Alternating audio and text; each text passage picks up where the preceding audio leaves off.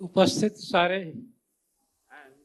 हमारे भाइयों बहनों, किसान भाइयों, इंडस्ट्रीज की रिप्रेजेंटेटिव, एकेडेमिया, आप सबका अभिनंदन है।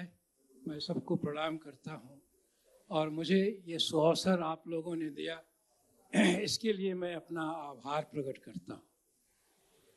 मुझसे कहा गया था कि मैं किसान तक की बात प्रिपेयर करने के बाद उसको एक स्लाइड प्रेजेंटेशन के रूप में प्रेजेंट करूंगा, तो वो तो शायद संभव नहीं हो पा रहा है और इसलिए मुझे मोटी मोटी बातें अभी ऐसे ही बतानी पड़ेंगी। आप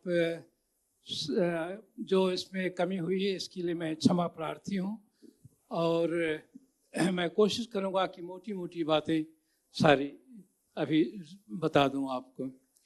देखिए, हमने जो सोचा था और जो कि अभी आप लोगों से सुना हम कि किस तरह से विज्ञान, तकनीकी एवं अन्वेषण, साइंस, टेक्नोलॉजी एंड इनोवेशन, ये सब के माध्यम से हम किसान तक पहुँचे और हमेशा उससे जुड़े रहें और ये देखते रहें, नापते रहें कि हमारी जो ये जुड़न है हमको कितना पेमेंट पे कर रही है in terms of the humanity development of the farmer. किसान की मानवता की कितनी हम सर्विस कर रहे हैं वो ये हमें नापना है।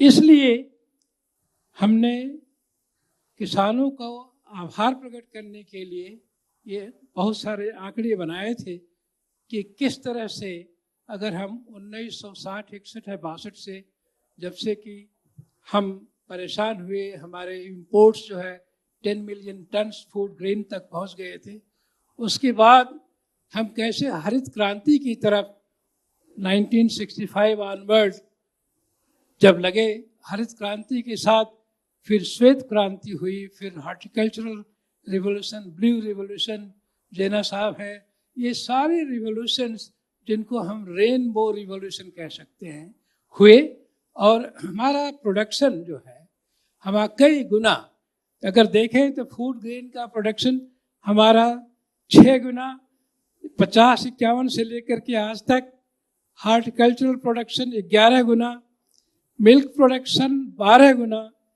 फिश प्रोडक्शन 18 गुना। ये सारे प्रोडक्शंस मिल करके हमारे देश में जो गरीबी थी और जो अंडर न्यूट्रिशन था उसको जितना था उससे 1/3 कर दिया। और यह केवल कृषि की वजह से, मेन रूप से कृषि की वजह से, किसानों की मेहनत की वजह से हुआ। अतः किसान और वैज्ञानिक एवं नीति के निर्माताओं को सबको मिलकर के साथ काम करना होगा, तभी हम किसान से ठीक से जुड़ पाएंगे और उनकी हम सेवा कर सकेंगे। अगर हमें फार्मिंग को बचाना है तो we have to serve farmer. Doctor साहब, इसमें हम लोग सवालों का सिलसिला शुरू करते हैं। करिए। कि ये जो सक्सेस स्टोरी है खेती बाड़ी की जी, कि 60s में हम 40 करोड़ थे और उसके बाद भी हम क्राइसिस में थे और आज हम 140 करोड़ हैं और हम सरप्लस है, एक्सपोर्ट कर रहे हैं।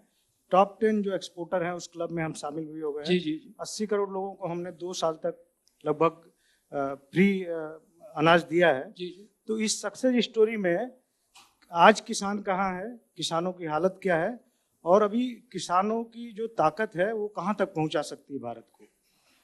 देखिए, किसानों की ताकत असीम है।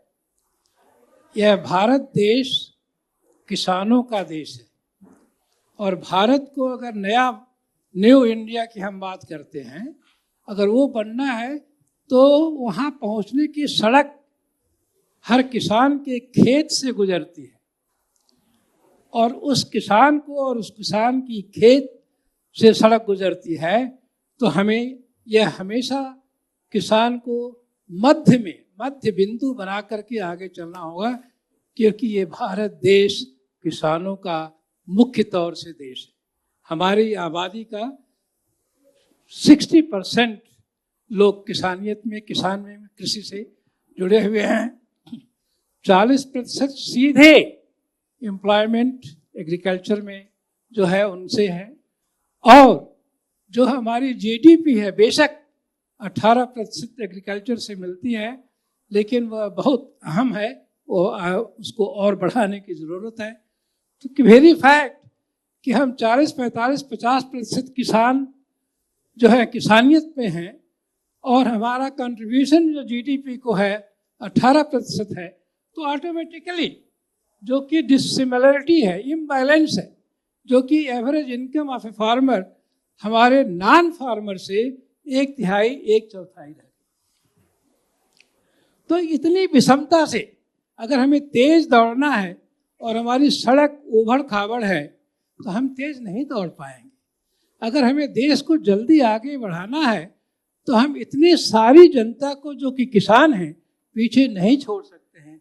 अतः हमें किसान की आमदनी, किसान की जो कि सोशल स्टेटस है उसको बढ़ाना पड़ेगा और उसमें इक्विटी, हमें पूरे देश में इक्विटी को लाना पड़ेगा। इन इक्विटी को, विषमता को हटाना पड़ेगा।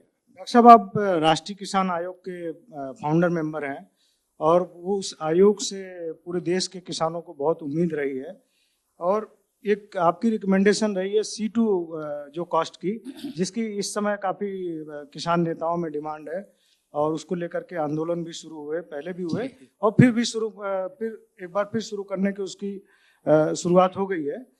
तो जो C2 है, क्या वो सरकार दे रही है? सरकार का दावा है कि वो स्वामीनाथन कमीशन की रिपोर्ट उसने लागू कर दी, तो C2 कॉस्ट क्या वो दे रही है? देखिए, ऐसा है कि इसमें काफ़ी कन्फ्यूजन है, क्षमा करिएगा।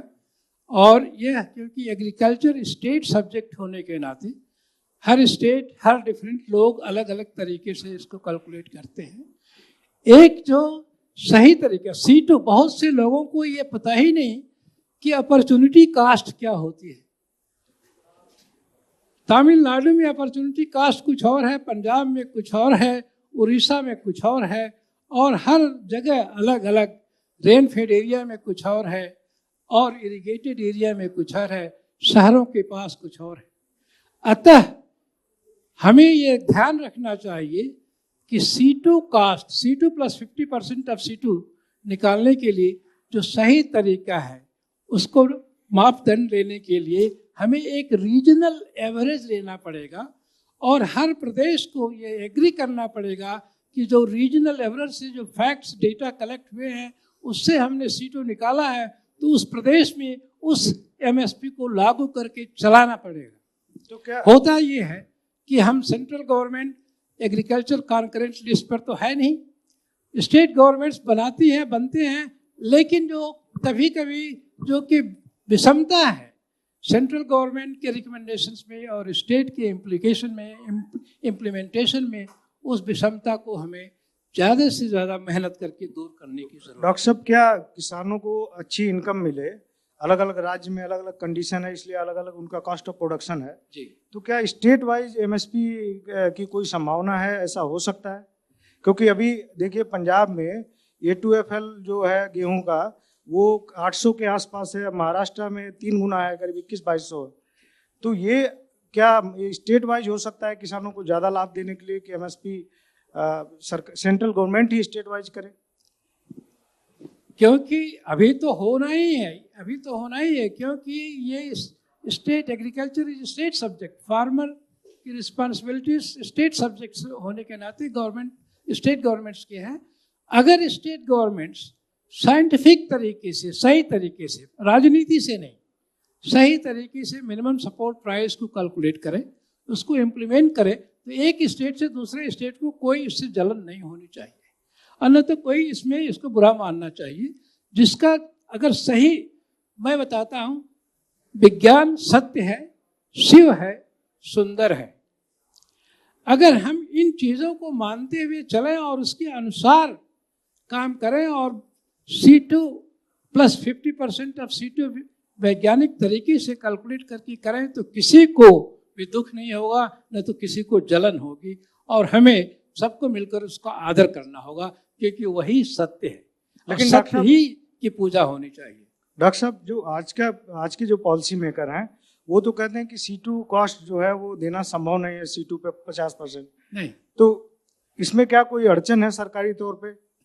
ये देखिए, C2 कास्ट अगर ये रिपोर्ट हमारी नेशनल कमीशन ऑन फार्मर्स की रिपोर्ट सरकार ने माना है और सरकार ने नेशनल पॉलिसी फॉर एग्रीकल्चर निकाला है, उसमें इसका जिक्र किया है, और वो क्योंकि सरकार ने उसको किया है तो उसमें कोई बाधा नहीं होनी चाहिए और वो मिलनी चाहिए, और सही तरीके से अगर कैलकुलेट की गई है तो मिलनी चाहिए। तो कुल मिला के ये है कि अभी स्वामीनाथन कमीशन की जो रिपोर्ट थी, जिस तरह से उसे लागू होना चाहिए था, वो किसानों को नहीं मिल पा रहा। ये बात सही है कि उसका कैलकुलेशन बहुत से लोगों को पता ही नहीं कि कैसे अपॉर्चुनिटी कास्ट निकाली जाती है। हर जगह की अपॉर्चुनिटी अपनी अलग अलग होती है। क्या हम एक कोका कोला अप्रोच, एक कोका कोला अमेरिका में वही कोका कोला होता है जो हम यहाँ बैठ के पियेंगे, वो भी कोका कोला वही है, तो ये तो नहीं है किसान का। अगर हम किसी कोस्टल रीजन की बात कर रहे हैं या पंजाब की बात कर रहे हैं, हरियाणा की बात कर रहे हैं, या हम किसी पहाड़ की बात कर रहे हैं, तो उनकी अलग अलग अपॉर्चुनिटीज़ है, अलग अलग अपॉर्चुनिटी कास्ट हैं। हमें उन चीज़ों को मान्यता देने की ज़रूरत है और इसको हमें किसानों को भी समझने की ज़रूरत है कि हर चीज़ एक जैसी पूरे देश में C2 के लिए नहीं लागू की जा सकती। आज जो एक बड़ी समस्या आ रही है, अभी 2-3 महीने से ज़्यादा बढ़ गई है। महाराष्ट्र में प्याज की बहुत कह रहे हैं कि पैदावार ज़्यादा है, इसलिए उसका दाम 2 रुपये 3 रुपये किलो हो गया है, और दिल्ली वाले वो 40 रुपये 30 रुपये 40 रुपये एवरेज ये खरीद रहे हैं। तो ये इतना बड़ा ये अनफेयर एक तरह से ट्रेड प्रैक्टिस है, उसके बाद भी कार्रवाई नहीं होती। किसानों को कैसे मिलेगा? वो MSP की मांग कर रहे हैं। क्या प्याज या आलू जो इस टाइम काफी उसकी क्राइसिस है दाम को लेकर के, क्या उसको MSP के दायरे में लाया जा सकता है? रिकमेंडेशन कुछ इस तरह की थी कभी? जरूर होना चाहिए। किसान की मेहनत को हमें ख्याल में रखना है। किसान अगर पैदा करने के बाद भी सब कुछ चीज़ लगा करके भी उसको इस नौबत पर आता है कि सुसाइड करते हैं, और हमें ये देखा है अपने देश में कि ऐसा हो रहा है। और ख़ास तौर से ये प्याज और आलू के दाम, प्याज और लहसुन के दाम, ख़ास तौर से जब हम महाराष्ट्र से देखते हैं, और ये हर दूसरे तीसरे साल इसकी बड़ी भारी प्रॉब्लम बढ़ के आती है। तो हमें ये भी बताया गया है कि प्रॉपर स्टोरेज फैसिलिटीज़, और उस स्टोरेज फैसिलिटी के लिए हमारे क्या क्या योगदान होने चाहिए, उस स्टोरेज फैसिलिटीज़ के क्या तरीके हैं, ये सारा कमीशन की रिपोर्ट में लिखा हुआ है। और कैसे हमें ये अनुदान देना चाहिए कि वो जो कमी होती है किसान की वो पूरी हो जाए। जी, ये जरूरी है। डॉक्टर साहब, एक सवाल मैं भी पूछना चाहूंगी। जी। आप वैज्ञानिक हैं, हम किसान तक तकनीक हैं, और सामने किसान बैठे हैं, तो ये जो त्रिकोण है, ये कैसे मिलकर के एक त्रिकोण बना सकते हैं जिससे सबका फायदा हो? ये कैसे हम मिलकर किसान, वैज्ञानिक और हम किसान तक, यानी कि टेक्नोलॉजी, कैसे एक साथ मिलकर काम कर सकते हैं ताकि सबका फायदा हो? वो देखिए, वो तो हमें साथ मिलके काम करना ही है।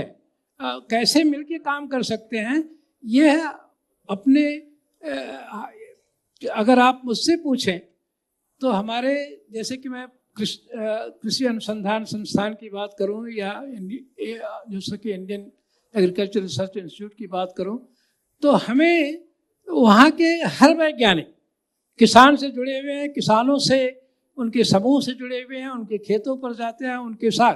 तो हमें जो साइंस ऑफ डिलीवरी है उसको साइंस ऑफ डिस्कवरी से जोड़ना है।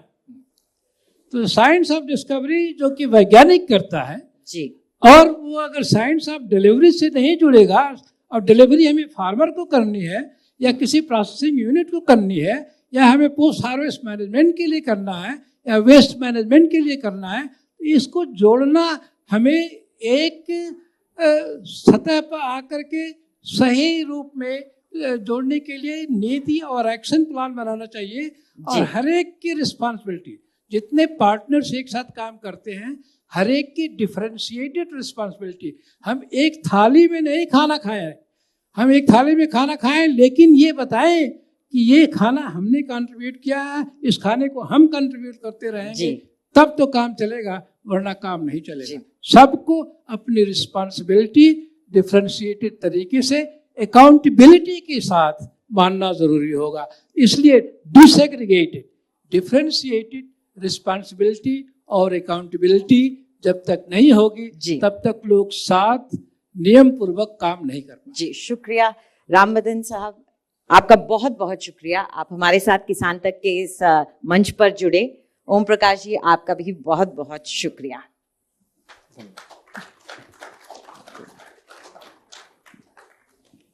ओम प्रकाश जी, आप उनको एस्कॉर्ट कर देंगे? शुक्रिया।